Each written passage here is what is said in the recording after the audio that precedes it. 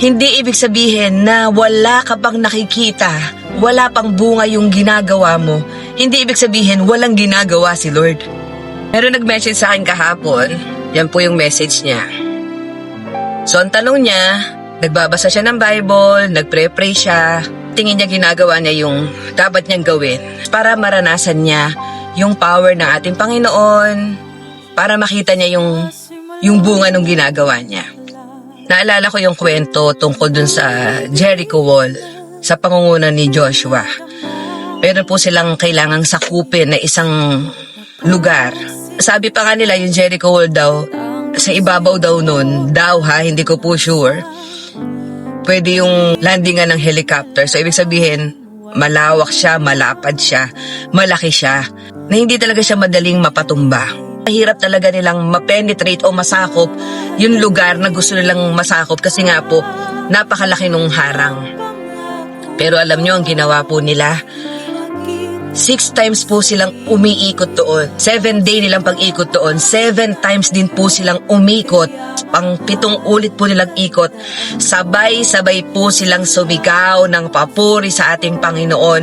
Nag-play po sila ng trumpet. Alam nyo po, yung Wall of Jericho po ay nagiba.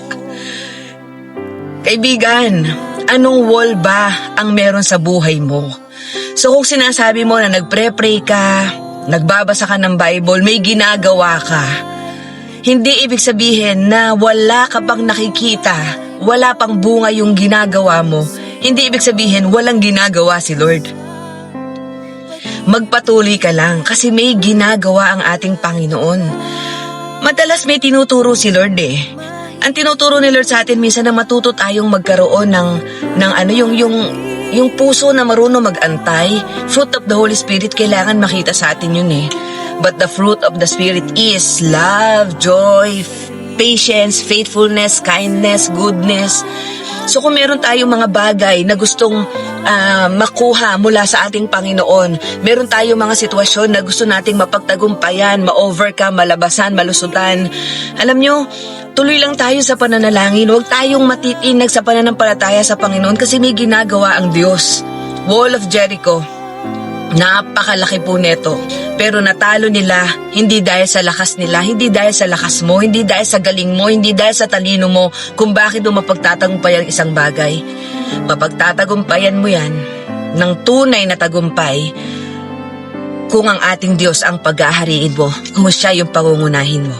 So kapatid, magtuloy ka sa pananalangin, magtuloy ka sa pagbabasa ng Bible, palalimi mo ang pananampalataya mo, hindi porke wala kang nakikita, hindi porke wala kang nararamdaman. Ang pananampalataya po hindi based sa feelings natin. Faith ay nananampalataya ka sa mga bagay na hindi mo nakikita, na alam mong imposible, pero posible sa ating Panginoon. Kaya kaibigan, magpatuloy ka lang. I am Blessed Victoria, I am forever blessed, and so are you.